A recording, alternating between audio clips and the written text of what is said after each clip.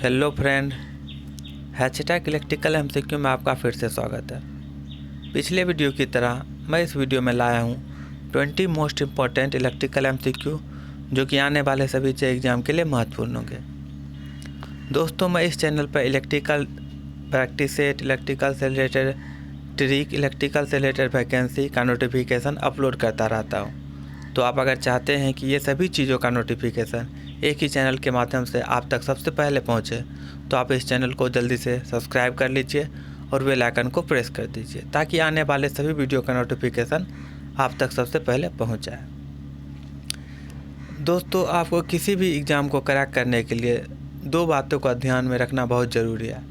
आपको उस एग्ज़ाम के सिलेबस के अनुसार जितना आपने पढ़ा है उसका रिवीजन कीजिए और एग्ज़ाम में अपियर होने से पहले आपको प्रैक्टिस कीजिए। तो प्रैक्टिस और रिवीजन दोनों ही बहुत ही ज़रूरी चीज़ है, आपको दोनों ही चीज़ करना है। इस प्रैक्टिस सेट में 20 इम्पोर्टेंट इलेक्ट्रिकल एमसीक्यू होंगे। आपको कोशिश करना है कि आप सभी क्वेश्चन का सही आंसर दें। जिस क्वेश्चन का आंसर आपको नहीं आता हो उसका आंसर मत कीजिएगा, क्योंकि जितने भी अब एग्ज़ाम होते हैं सभी में नेगेटिव मार्किंग होती है। तो दोस्तों, सबसे बड़ी बात कि आप चैनल को सब्सक्राइब कीजिए, वीडियो को लाइक कीजिए या नहीं कीजिए, लेकिन आप अपने लिए, खुद के लिए इस वीडियो को पूरा देखिएगा। वीडियो को आप पूरा देखिएगा। तो चलिए बिना देर किए इस वीडियो को शुरू करते हैं। हमेशा जीत और हार आपकी सोच पर निर्भर करती है। मान लो तो हार होगी, ठान लो तो जीत होगी। तो दोस्तों, ये बिल्कुल सही बात है। हार जीत आपकी सोच पर निर्भर करता है। आप अगर ठान लेंगे तो कोई भी चीज़ आप कर सकते हैं। तो आपको ठानना है और मानना है और इस बार ये एग्ज़ाम क्रैक करना है। चलिए पहला क्वेश्चन देखते हैं। By which of the following method string efficiency can be improved? Option A है using a guard ring, option B है guarding the insulator, option B है using long cross arm, option D है any of the above. तो इस question से related कुछ details मैं आपको बता दूं कि सस्पेंशन टाइप इंसुलेटर को डिस्क इंसुलेटर भी कहा जाता है। ये भी आपको याद रखना। ये भी एग्जाम में पूछा जा चुका है कि सस्पेंशन टाइप इंसुलेटर को क्या कहा जाता है, तो डिस्क इंसुलेटर कहा जाता है। सस्पेंशन टाइप इंसुलेटर का यूज हाई वोल्टेज के लिए किया जाता है और सस्पेंशन टाइप में जितने भी डिस्क होते हैं उन सभी के अक्रॉस जो वोल्टेज का डिस्ट्रीब्यूशन होता है वो अनइक्वल हो जाता है, जिसके कारण इसका एफिशिएंसी घट जाता है। अगर सभी डिस्क के अक्रॉस वोल्टेज का डिस्ट्रीब्यूशन इक्वल हो जाएगा तो इसका स्ट्रिंग का एफिशिएंसी जो होगा 100% हो जाएगा। तो वोल्टेज का डिस्ट्रीब्यूशन अनइक्वल होने के कारण इसका स्ट्रिंग का जो एफिशिएंसी होता है वो घट जाता है। और सबसे नीचे में जो डिस्क रहता है उसके नज़दीक कंडक्टर रहता है, तो उस डिस्क कंडक्टर के नज़दीक जो डिस्क रहता है उसके अक्रॉस वोल्टेज जो होता है सबसे ज़्यादा होता है और जो सबसे ऊपर में डिस्क रहता है उसके जो अक्रॉस जो वोल्टेज का डिस्ट्रीब्यूशन होता है वो सबसे कम होता है। ये दोनों क्वेश्चन भी एग्जाम में कई बार पूछे जा चुके हैं कि कंडक्टर के नियर जो डिस्क रहता है उसके अक्रॉस वोल्टेज सबसे अधिक होता है और कंडक्टर के सबसे ऊपर जो डिस्क रहता है उसके अक्रॉस वोल्टेज सबसे कम होता है। तो ये दोनों बात आपको याद रखना है। तो अब वोल्टेज का डिस्ट्रीब्यूशन अनइक्वल हो जाता है जिसके कारण इसका स्ट्रिंग एफिशिएंसी कम हो जाता है। तो स्ट्रिंग एफिशिएंसी बढ़ाने के लिए हम लोग गार्ड रिंग का यूज करते हैं या इंसुलेटर को गार्डिंग करते हैं या उसके क्रॉस आर्म को बढ़ाकर स्ट्रिंग एफिशिएंसी बढ़ा सकते हैं। तो ये तीनों जो ऑप्शन दिए हुए हैं तीनों ऑप्शन सही है, तो ऑप्शन डी इसका सही होगा, एनी ऑफ दी अबव। तो कि इनमें से किसी तीनों का उपयोग करके हम लोग स्ट्रिंग एफिशिएंसी बढ़ा सकते हैं, यानी कि उसके डिस्क के अक्रॉस वोल्टेज का डिस्ट्रीब्यूशन हम लोग इक्वल कर सकते हैं। तो एक और आपको चीज़ याद रखना, स्ट्रिंग एफिशिएंसी से रिलेटेड न्यूमेरिकल भी क्वेश्चन पूछे जाते हैं। तो स्ट्रिंग एफिशिएंसी का जो फार्मूला होता है वो आपको याद रखना, जैसा कि आप नीचे फिगर में देख सकते हैं। वोल्टेज अक्रॉस स्ट्रिंग बटे N into voltage across the nearest conductor. इस नियरेस्ट डिस्क के जो अक्रॉस वोल्टेज होता है वो सबसे ज़्यादा होता है और यहाँ एन जो है नंबर ऑफ डिस्क है। तो चलिए अब नेक्स्ट क्वेश्चन देखते हैं। Luminous flux is, option A है rate of energy radiation in the form of light wave, option B है light energy radiated by sun, sun. Option C है part of the light energy radiated by sun which is received on the earth. Option D है none of the above. तो ये सन से related नहीं है, ये जो है रेट ऑफ एनर्जी रेडिएशन है जो कि लाइट वेव के फॉर्म में होना चाहिए। तो ऑप्शन ए इसका सही आंसर होगा, rate of energy radiation in the form of light waves. Next question, a zener diode can be described as.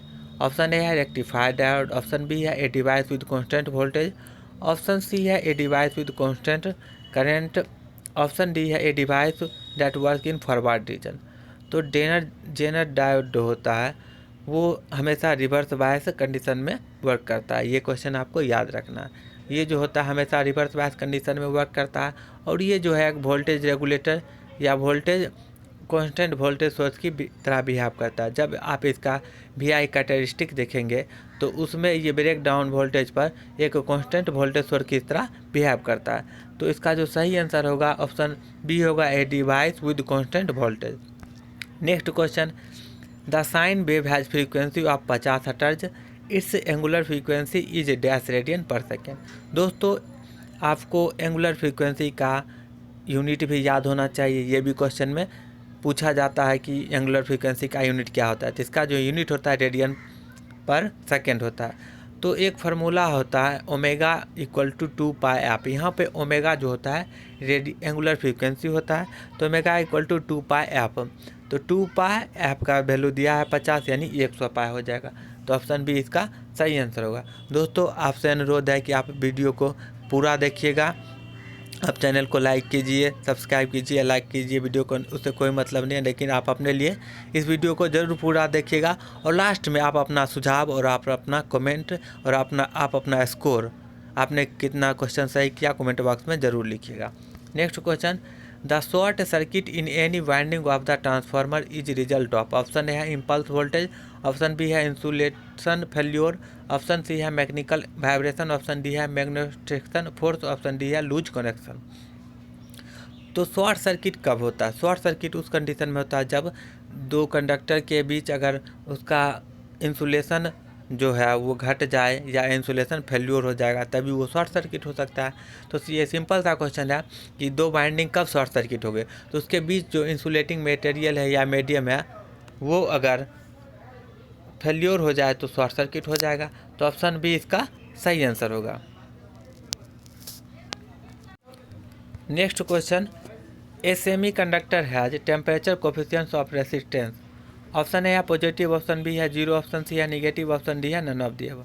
तो सेमी कंडक्टर का आप लोग जानते होंगे। अगर कंडक्टर की बात करें तो कंडक्टर में जो टेम्परेचर कोफिशिएंट होता है वो पॉजिटिव होता है, यानी इसका मतलब हुआ अगर आप टेम्परेचर में वेरिएशन करते हैं, टेम्परेचर को बढ़ाते हैं तो उसका रेसिस्टेंस भी बढ़ेगा। अगर वही सेमी कंडक्टर की बात करें तो सेमी कंडक्टर का टेम्परेचर कोफिशिएंट जो होता है निगेटिव होता है, यानी कि आप अगर टेम्परेचर बढ़ाइएगा तो सेमीकंडक्टर का रेसिस्टेंस जो होगा वो घटेगा। तो इसका सेमीकंडक्टर का टेम्परेचर कोफिशिएंट निगेटिव होता है, ऑप्शन सी इसका सही आंसर होगा। Next question, if the armature reaction of alternator producer magnetising effect on the main field then power factor should be. Option A है यूनिटी, ऑप्शन बी है 0 lagging, option C है 0 leading, option D है leading only.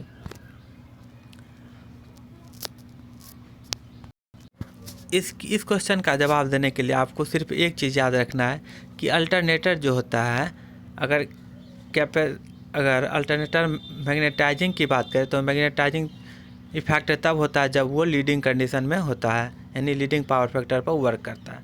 तो leading में capacitive होता है। तो इस क्वेश्चन में पूछा गया है मैग्नेटाइजेशन, तो मैग्नेटाइजेशन क्या होता है? लीडिंग में होता है। वही अगर पूछता डी मैग्नेटाइजेशन तो वो लैगिंग में होता है। तो आपको दोनों चीज़ याद रखना है। अगर अल्टरनेटर का पूछेगा मैग्नेटाइजिंग इफेक्ट कब होता है तो वो लीडिंग में होता है। तो 0 लीडिंग इसका सही आंसर हो जाएगा, ऑप्शन सी। नेक्स्ट क्वेश्चन पे चलते हैं, what is the value of demand factor. Option A है greater than unity, option B है less than unity, option C है always more than unity, option D है नॉर्मली मोर देन यूनिटी। तो demand factor का फार्मूला आपको याद होना चाहिए। डिमांड फैक्टर का जो फार्मूला होता है वह कनेक्टेड लोड बटे मैक्सिमम लोड। डिमांड फैक्टर का जो फार्मूला होता है कनेक्टेड लोड बटे मैक्सिमम लोड। तो इसका जो वैल्यू होता है, कनेक्टेड लोड से ज़्यादा लोड होता है, मैक्सिमम लोड का, इसलिए जो इसका वैल्यू होता है लेस देन यूनिटी होता है। तो ऑप्शन बी इसका सही आंसर होगा। Next question, the efficiency of DC motor eight maximum power is, option A है 80%, ऑप्शन बी है लेस देन 50%, ऑप्शन बी है अराउंड 70%, ऑप्शन डी है 90%। तो आप लोगों ने मैक्सिमम पावर ट्रांसफ़र थ्योरम पढ़ा होगा। उसमें क्या होता है कि एक्सटर्नल रेसिस्टेंस इंटरनल रेसिस्टेंस के बराबर होना चाहिए, तभी मैक्सिमम पावर ट्रांसफ़र हो सकता है। और एक बात था, इस कंडीशन में जो इफ़िशियंसी होता है वो 50% से कम होता है। तो वही क्वेश्चन पूछा गया है डीसी मोटर में मैक्सिमम पावर ट्रांसफ़र में इफ़िशियंसी क्या होगा। तो मैक्सिमम पावर ट्रांसफ़र कंडीशन पर जो इफ़िशियंसी होगा वो लेस देन 50% होगा, यानी कि ऑप्शन बी इसका सही आंसर होगा। Next question, for slip S an induction motor the ratio of rotor copper loss to gross mechanical output is, option A है 1/(1 - S), ऑप्शन बी है 1/(S), ऑप्शन सी है 1 - S/S, option D है S/1 - S। तो अगर आप rotor को input में जितना पावर देते हैं उसका 80% लॉस होता है, जितना स्लिप होता है उतना प्रतिशत लॉस होता है, और बाकी जो पावर बच जाता है यानी 1 - S%, वो सारा जो पावर होता है वो mechanical output gross mechanical output के रूप में कन्वर्ट हो जाता है। तो इसमें पूछा गया है कि कॉपर लॉस तो S% होगा, और जो मैकेनिकल पावर जाएगा वो 1 - S% जाएगा। तो यानी कि S/1 - S इसका सही आंसर हो जाएगा। तो अगर हम देखें तो ऑप्शन डी S/1 - S, तो S/1 - S इसका सही आंसर होगा, option D. Next question, which configuration in bipolar junction transistor is also known as voltage follower circuit, option A है कॉमन बेस, ऑप्शन बी है कॉमन कलेक्टर, ऑप्शन सी है common emitter, option D है none of the above. ये भी question बहुत बार exam में पूछा जा चुका है। तो वोल्टेज फॉलोअर सर्किट जो होता है वो कॉमन कलेक्टर होता है, तो ऑप्शन बी इसका सही आंसर होगा। Next question, from full load to no load the change of terminal voltage is more in case of, option A है lagging power factor, option B है leading power factor, option C है unity power factor, option D है both lagging and leading power factor compare to unity power factor. तो no load से full load के condition में जो terminal voltage में the change of terminal voltage is मोर, तो मोर ज़्यादा टर्मिनल वोल्टेज का डिफरेंस जो होता है नो लोड से फुल लोड में वो ज़्यादा कब होता है, तो ज़्यादा लैगिंग में भी हो सकता है और लीडिंग में भी हो सकता है, लेकिन ये जो होता है यूनिटी पावर फैक्टर की तुलना में ज़्यादा होता है। अगर लैगिंग है या लीडिंग है, दोनों में यूनिटी पावर फैक्टर की तुलना में ज़्यादा होता है। तो ऑप्शन डी इसका सही आंसर है। तो एक और क्वेश्चन वोल्टेज रेगुलेशन से पूछा जाता है कि कौन सा वोल्टेज रेगुलेशन अच्छा होगा। एक वैल्यू देगा 0%, 2%, तो सबसे कम जो वैल्यू होगा वो वोल्टेज रेगुलेशन अच्छा होता है। अगर 2% वोल्टेज रेगुलेशन हो रहा है जिसका मतलब है कि वोल्टेज में फ्लक्चुएशन यानी कि चेंज जो है कम हो रहा है। तो वोल्टेज हम लोग चाहते भी हैं कि वोल्टेज में चेंज कम हो, तो जिसका वोल्टेज रेगुलेशन का वैल्यू कम होगा वही अच्छा होगा। नेक्स्ट क्वेश्चन है, which one of the following statement is false, option A है microprocessor has bilateral address bus, option B है a microprocessor has unidirectional address bus, option C है एक microprocessor has bi direction data bus, option D है a microprocessor has an ALU। तो 8085 microprocessor में number of pin कितना होता है, 40 होता है, ये आपको याद रखना है। और कितने फ्लैग होते हैं, तो फ्लैग 5 होते हैं। इंटरप्ट कितने होते हैं, तो वो भी 5 होते हैं। कौन कौन से फ्लैग होते हैं ये भी आपको याद रखना है। तो फ्लैग जो होते हैं, एक कैरी फ्लैग होता है, एक एक्जुलरी कैरी होता है, एक साइन फ्लैग होता है, एक होता है जीरो फ्लैग, एक होता है पैरिटी फ्लैग। तो पाँचों फ्लैग आपको याद रखना है। अगर हम इंटरप्ट की बात करें तो इंटरप्ट भी 5 होता है, एक INTR होता है, एक होता है RST 7.5, एक होता है RST 6.5 और एक होता है RST 5.5, एक होता है ट्रैप। तो पाँचों आपको याद रखना है। अब क्वेश्चन पे आ जाते हैं। तो अगर बस की बात करें तो बस 3 प्रकार के होते हैं माइक्रो प्रोसेसर में। एक कंट्रोल बस होता है, एक होता है एड्रेस बस और एक होता है डाटा बस। तो डाटा का जो फ्लो होता है दोनों डायरेक्शन में होता है, इसलिए जो डाटा बस होता है वो बाई डायरेक्शनल होता है। और वही हम एड्रेस बस की बात करें तो एड्रेस का फ्लो एक ही डायरेक्शन में होता है, इसलिए इसको हम यूनिडायरेक्शनल बस भी कहते हैं। तो ऑप्शन अगर देखें तो ये माइक्रो प्रोसेसर है बाई डायरेक्शनल एड्रेस बस, तो एड्रेस बस बाई डायरेक्शनल नहीं होता है, तो ये स्टेटमेंट जो होगा फॉल्स होगा। और बाकी सब अगर ऑप्शन देखें तो ये माइक्रो प्रोसेसर है यूनिडायरेक्शनल एड्रेस बस, तो एड्रेस बस अभी हमने बताया कि एड्रेस बस जो होता है यूनिडायरेक्शनल होता है, यानी एक ही डायरेक्शनल का होता है, तो ये भी सही है। ये माइक्रो प्रोसेसर है बाई डायरेक्शनल डाटा बस, तो डाटा बस जो होता है बाई डायरेक्शनल होता है क्योंकि डाटा का फ्लो दोनों डायरेक्शन में होता है।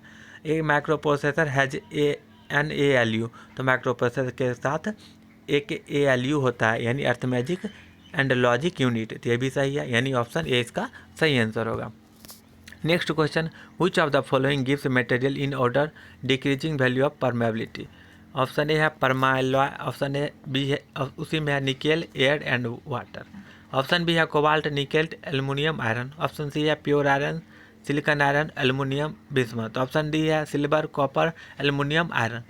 तो परमेबिलिटी जो होता है वो मैग्नेटिक प्रॉपर्टी होता है, तो इसमें अगर देखें तो ऑप्शन डी में एल्युमिनियम ये सब कंडक्टर दिया हुआ है, ऑप्शन सी में भी एल्युमिनियम, ऑप्शन बी में भी एल्युमिनियम, ये सारे कंडक्टर दिए हुए हैं।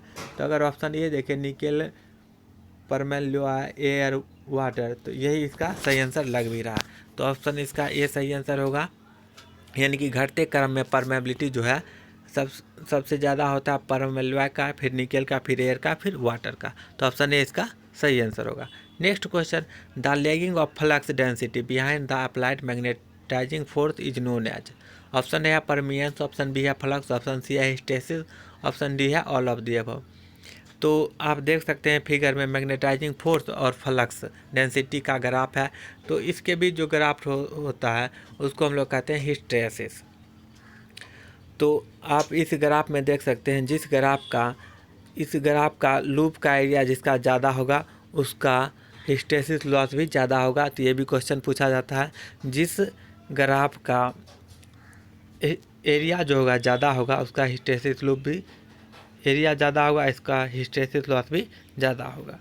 तो इस क्वेश्चन का जो सही आंसर होगा ऑप्शन सी होगा hysteresis. Next question, A function of one और मोर variable which convey information about the nature of physical phenomenon is called, option A है सिग्नल, ऑप्शन बी है इंटरफेरेंस, ऑप्शन सी है system, option D है noise.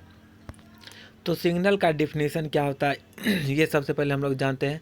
तो signal जो होता है एक फिजिकल क्वांटिटी होता है जो इंडिपेंडेंट वेरिएबल पर इंडिपेंडेंट वेरिएबल के साथ चेंज होते रहता है, ये एक फिजिकल क्वांटिटी है जो इंडिपेंडेंट वेरिएबल अब इंडिपेंडेंट वेरिएबल क्या होता है, जैसे टाइम हो गया, स्पेस हो गया, ये सब हो गया इंडिपेंडेंट वेरिएबल, क्योंकि ये सभी किसी चीज़ पर डिपेंड नहीं करता, टाइम किसी पे डिपेंड नहीं करता है।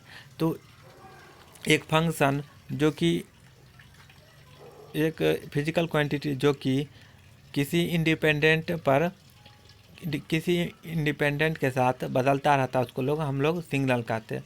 और दूसरे वर्ड में हम सिग्नल को डिफाइन कर सकते हैं। सिग्नल एक फंक्शन है जिसके द्वारा हम लोग इन्फॉर्मेशन को कन्वे करते हैं, ट्रांसफ़र करते हैं। तो इसमें क्वेश्चन में दिया गया ए फंक्शन ऑफ वन और two more variable which convey information about the nature of physical phenomenon is called as. तो आप लोग समझ चुके होंगे, इसका जो सही आंसर होगा ऑप्शन ए होगा signal. Next question, LED produces light when, option A है फॉरवर्ड बायस, ऑप्शन बी है रिवर्स बायस, ऑप्शन सी है अनबायस्ड, ऑप्शन डी है नन ऑफ द अबव। तो LED का जो फुल फॉर्म होता है वो होता है लाइट इमिटिंग डायोड। तो लाइट इमिटिंग डायोड को हमेशा फॉरवर्ड बायस में ऑपरेट किया जाता है, तभी यह लाइट प्रोवाइड करता है। तो आप फिगर में देख सकते हैं, इसका जो सिंबल है वो भी आपको याद रखना है। और इसमें जो सबसे बड़ा टर्मिनल होता है वो एनोड होता है और सबसे छोटा जो टर्मिनल होता है वो कैथोड होता है। तो इसको जब हम बड़ा टर्मिनल को यानी कि एनोड को जब बैटरी के पॉजिटिव टर्मिनल से कनेक्ट करते हैं और छोटा टर्मिनल यानी कैथोड को हम लोग नेगेटिव टर्मिनल से कनेक्ट करते हैं, तो ये लाइट प्रोवाइड करता है। तो ऑप्शन ए इसका सही आंसर होगा forward bias. Next question, dynamic equalising circuit is useful. Option A है to limit di/dt of SCR, option B है to limit dv/dt of SCR, option C है for voltage equalisation, option D है both B and C. तो ये figure में जो आप circuit देख सकते हैं, इसमें जो एक आर और एक सी है सीरीज में कनेक्टेड, इसी को हम लोग सनावर सर्किट कहते हैं। और सनावर सर्किट का, और ये जो सनावर सर्किट होता है ये SCR के साथ पैरेलल में होता है। आप देख सकते हैं फिगर में, ये जो RC का सीरीज कॉम्बिनेशन है ये थायरिस्टर के साथ पैरेलल में कनेक्टेड है। तो अब जानते हैं, ये तो सनावर सर्किट का बात हुआ। अब डायनेमिक इक्वलाइजिंग सर्किट क्या होता है? तो डायनेमिक इक्वलाइजिंग सर्किट कुछ नहीं है, ये भी एक सनावर सर्किट है। बस डिफरेंस में क्या होता है कि जो रेसिस्टेंस RS है उसके पैरेलल एक डायोड लगा होता है। बस यही डिफरेंस है कि उसके पैरेलल जो एक डायोड लगा होता है। तो ये जो यूज किया जाता है ये यूजफुल किस लिए? जिस तरह सनावर सर्किट होता है उसी तरह ये भी होता है। तो सनावर सर्किट का यूज di/dt के को लिमिट करने के लिए और माफ़ कीजिएगा, सनावर सर्किट का जो यूज किया जाता है वो dv/dt को लिमिट करने के लिए और या वोल्टेज इक्वलाइजेशन में यूज किया जाता है। तो डायनेमिक इक्वलाइजिंग सर्किट जो यूजफुल होता है वो dv/dt को लिमिट करने के लिए और वोल्टेज इक्वलाइजेशन के लिए। तो ऑप्शन बी और सी दोनों होगा, यानी कि option D both B and C इसका सही आंसर होगा। और SCR जो होता है 3 टर्मिनल डिवाइस होता है, इसमें एक गेट होता है, एक एनोड होता है, एक कैथोड होता है, और गेट जो होता है वो कंट्रोलिंग टर्मिनल होता है। Next question, if 2 meters X and Y requires 40 milliampere and 50 milliampere respectively to give full scale deflection, then option A है Y is more sensitive, option B है X is more sensitive, option C है both X and Y are equally sensitive, option D है it would be not possible to access the sensitivity on the basis of the given data. ये भी question दोस्तों previous exam में पूछा जा चुका है। तो अगर सेंसिटिविटी की बात करें तो वो जो होता है फुल स्केल डिफ्लेक्शन का इन्वर्सली प्रोपोर्शनल होता है, यानी कि जिसका फुल स्केल डिफ्लेक्शन ज़्यादा होगा वो कम सेंसिटिव होगा, और जिसका फुल स्केल डिफ्लेक्शन कम होगा वो ज़्यादा सेंसिटिव होगा। तो X जो है 40 मिली एम्पियर है और Y का जो है फुल स्केल डिफ्लेक्शन है 50 मिली एम्पियर। तो X का कम है तो यानी X ज़्यादा सेंसिटिव होगा। तो ऑप्शन बी अगर देखें तो X इज मोर सेंसिटिव, यानी ऑप्शन बी इसका सही आंसर होगा। Next question, flux density under trailing pole tips in case of generator will B.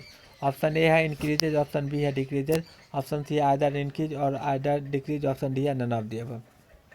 तो आप फिगर में देख सकते हैं कि जिस डायरेक्शन में मोटर रोटेट करता है, जनरेटर रोटेट करता है, उस डायरेक्शन में सबसे पहला जो पोल टिप होता है उसको हम लीडिंग कहते हैं, और उसके बाद जो होता है उसके ट्रेलिंग कहते हैं। तो लीडिंग पोल पे आप देख सकते हैं, लीडिंग पोल पे अल्टरनेटर जनरेटर में क्या होता है, जो फ्लक्स का डेंसिटी होता है वो कम हो जाता है, और सारा फ्लक्स का डेंसिटी ज़्यादा हो जाता है वो ट्रेलिंग पे हो जाता है। तो आप इस क्वेश्चन में पूछा गया है कि flux density in case of generator will B, तो इसमें ट्रेलिंग पे पूछा जा रहा है। तो ट्रेलिंग पे आप देख सकते हैं, ट्रेलिंग पे क्या होता है, ज़्यादा फ्लक्स डेंसिटी होता है और लीडिंग पे कम होता है।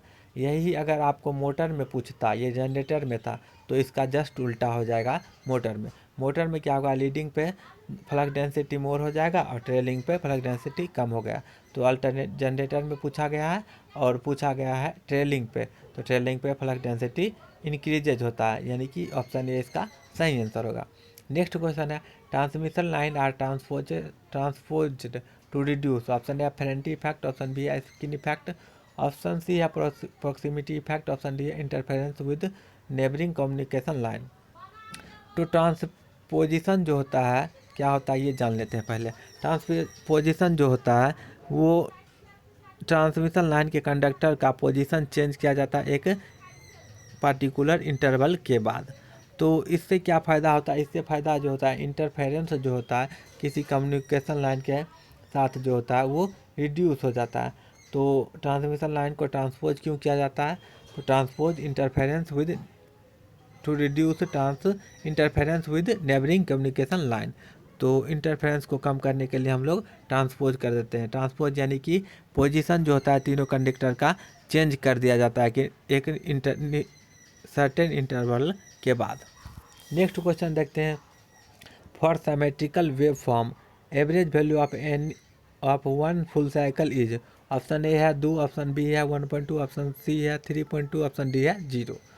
तो अगर एवरेज वैल्यू को हम लोग देखें तो किसी एक साइकिल में तो हाफ साइकिल में पॉजिटिव वैल्यू होता है, और ये साइन वेव के लिए पूछा गया है, सिमेट्रिकल वेव के लिए पूछा गया। तो सिमेट्रिकल वेव में पॉजिटिव हाफ साइकिल और नेगेटिव हाफ साइकिल में दोनों का वैल्यू जो होता है सेम होता है, लेकिन डायरेक्शन चेंज होता है। आप देख सकते हैं। तो वन हाफ साइकिल में दोनों का अगर हम एवरेज निकालें तो एक पॉजिटिव और एक नेगेटिव के कारण जो एवरेज वैल्यू होगा वो 0 हो जाएगा। तो ऑप्शन डी इसका सही आंसर होगा। दोस्तों ये लास्ट क्वेश्चन था। आपको ये वीडियो कैसा लगा कमेंट बॉक्स में लिखिएगा। अगर आपको वीडियो अच्छा लगा तो वीडियो को लाइक कीजिएगा, अपने दोस्तों के साथ ग्रुप में शेयर कीजिएगा। और दोस्तों आप जब तक आपका एग्ज़ाम नहीं हो जाता है तब तक आप प्रैक्टिस सेट लगाते रहिए। इस चैनल पर मैंने बहुत सारे प्रैक्टिस सेट अपलोड कर दिए हैं, तो आप जाइए उन्हें डेली देखिए। कम से कम 2 प्रैक्टिस सेट आप डेली देखिए, और आपने जो पढ़ा है अभी तक उसका रिवीजन कीजिए। डेफिनेटली आप अच्छा मार्क्स एग्ज़ाम में ऑब्टेन करेंगे। दोस्तों इस चैनल पर मैं इलेक्ट्रिकल प्रैक्टिस सेट, इलेक्ट्रिकल से रिलेटेड ट्रिक, इलेक्ट्रिकल से रिलेटेड वैकेंसी सभी चीज़ों का अपलोड करते रहता हूं। तो आप अगर चाहते हैं कि इसी सभी चीज़ों का नोटिफिकेशन एक ही चैनल से आपको प्राप्त हो जाए तो चैनल को सब्सक्राइब कर दीजिए और बेल आइकन को प्रेस कर दीजिए। तो आज के वीडियो में बस इतना ही, फिर मिलेंगे अगले वीडियो में। तब तक के लिए धन्यवाद।